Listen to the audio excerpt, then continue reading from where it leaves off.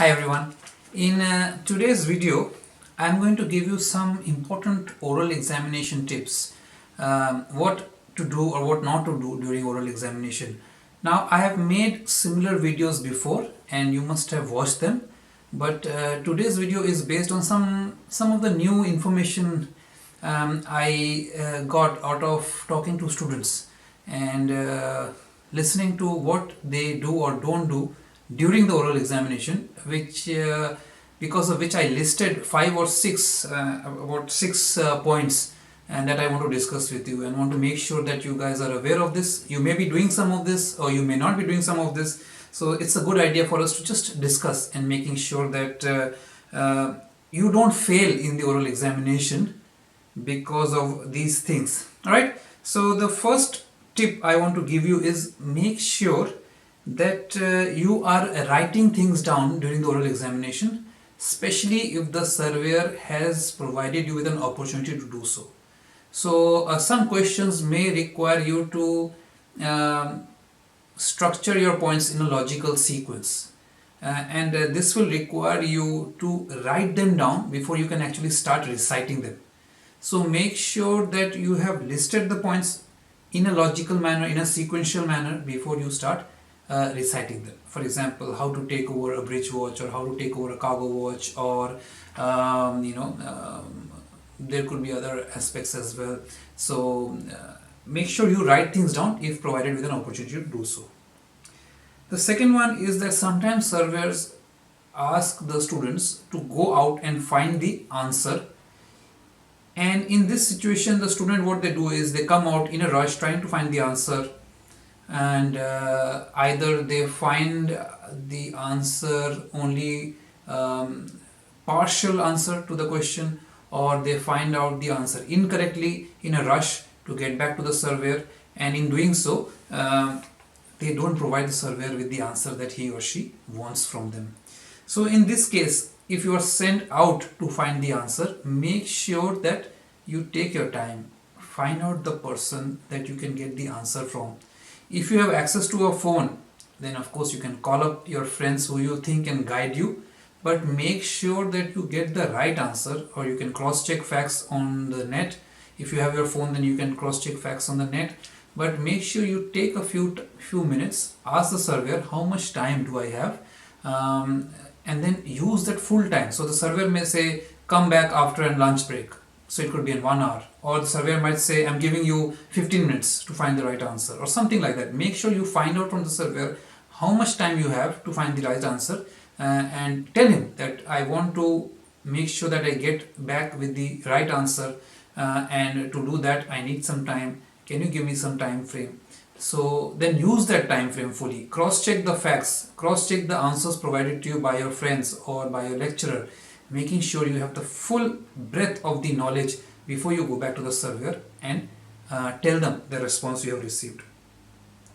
The third thing I want to ask or rather tell you is that when answering questions about a certain convention or a certain code, don't forget about the supplementary code or the code which is running in parallel. I'll give you an example. So let's say if you are preparing for an ISM survey, or let's say an ISM survey, and part of the survey requires you to take the surveyor with you to different parts of the ship. So when you are saying these things, don't forget to comply with the ISPS survey, which goes hand in hand, or don't forget to comply with the Maritime Labour Convention survey, so or a compliance with the Maritime Labour Convention.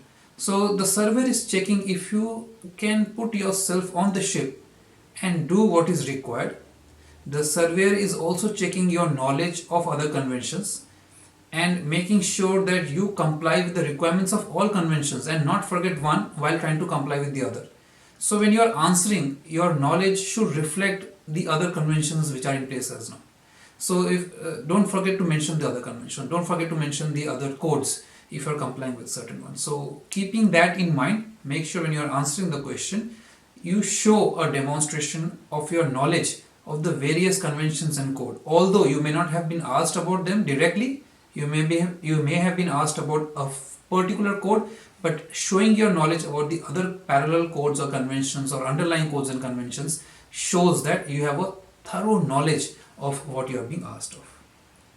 Then don't forget about the safety aspect. So this is something that is recently coming up, that students are failing because they are forgetting, or rather overlooking or sidestepping the issue of safety.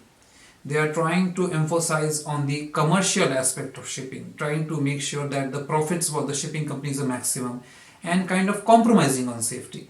And the surveyor will sometimes directly put you in a situation where he or she will check whether you are compromising on safety or not, just to get the things done. So for example, if you are in a rush to get something done, uh, uh, are you compromising on safety? Are you forgetting to wear a safety belt when climbing overboard just because you're in a rush to change the navigation light? Or there could be other instances as well. Are you forgetting to wear your safety boots, your safety helmet? Are you putting others in danger when designating jobs or tasks? Are you sending out people to check for lashing or check for how secure your cargo is in heavy weather without taking the adequate precautions? So they will always be on the lookout to see if the officer is putting himself or herself or the life of the others in danger or not. So in these circumstances, make sure you prioritize always on safety. That is what you should do on the ship as well. But even during your answers, it should be reflected that you prioritize on safety. First, safety of life, safety of ship, and then safety of cargo. Then the fifth point is that sometimes the surveyor will keep saying that, is there anything else you want to tell me? Is there anything else to this answer? Are you missing any point? At that point of time, students sometimes say no, or students start saying random things because they are under pressure to say something to the surveyor. Don't do that. Stay calm. Alright, that's why I said writing things down will help you in this scenario. So if you write things down, you can answer it. But if the surveyor keeps saying that, are you forgetting something? Are you forgetting something? Then what you should say is, there are a few options here. Alright, first option is that, sir, or ma'am, can I take a few minutes to just jot down the points I've just mentioned to you, making sure that I haven't forgotten anything? Or you can say is that, are you looking for something related to safety, security, operational, management, support? What are you looking for? Can you just give me some clue, because I think I have covered the questions? Or if you feel that asking this will put you in trouble, then take a few minutes. Tell the surveyor that, can I take a few minutes to just compose myself and come back, just recap on what I have told you, making sure I don't miss out on anything. Or refer to a checklist, or refer to a document from where you can seek the answer. Now often you will say that if you refer to a checklist and not tell the item, the surveyor may be a bit upset. But at that point of time, when you can't recollect it, you can simply say that it's quite possible that I'm forgetting a certain important aspect, but I will make sure that I refer to a particular document. It could be SMS manual or ISM checklist, it could be an operational procedure. I will refer to it and making sure, because at that point of time, under that pressure, you may not be able to think of what the surveyor wants. So they could, in these circumstances, make sure that you are taking this hint from the surveyor. If the surveyor wants you to say something, they are definitely looking out for either a safety kind of an issue or a very important step that you might have not been able to mention it. So make sure that you calm yourself and be able to think about it, or write about it, or tell them where you can get the answer from, or simply show an officer-like quality by telling them that using one of these three options. And finally, stick to the information that is provided to you rather than asking the surveyor for more regarding a question. So one example I always give to students is, there was a student of mine who went for his oral examination, and the surveyor gave him a very simple crossing situation scenario regarding rules of the road at sea, and the student could have just mentioned the action to be taken, but instead of that, the student asked whether the radars in use or the ARPA in use was a S-band or an X-band radar, and the surveyor didn't get the importance of this question, and then they went into an area where the student was not very comfortable with. This was the area of radar operations and radar technical specifications and all that. So at any point of time, the surveyor has given you a situation. It could be a rule of the road, it could be an operational situation.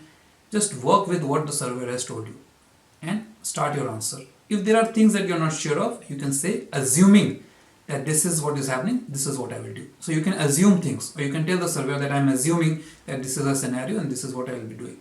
Don't start asking the surveyor for more information Because if the surveyor has given you information, then he or she must have already given you which is required. And if you feel something has not been given to you, then you can assume things for yourself. Because when you start asking the surveyor unnecessary questions, you're putting yourself in kind of a situation which you don't want to get into. Unless you, of course, want to guide the surveyor into that area, which is a bit hard thing to do considering the surveyors are very experienced. They do this day in and day out. So I will advise you to not ask for additional information and assume things on your behalf. And if the surveyor says, okay, let's say this is what it is, then you can be very specific in your answer. So I hope this video helps, guys. The reason I made this video was based on some of the recent conversations I had with my students, and I wanted to make this video so that we all benefit from it. If there's anything you want to add, please add in the comment section. The whole idea behind making these videos is so that we can all benefit from each other's knowledge. Thank you, and I'll see you soon with my next video. Bye for now.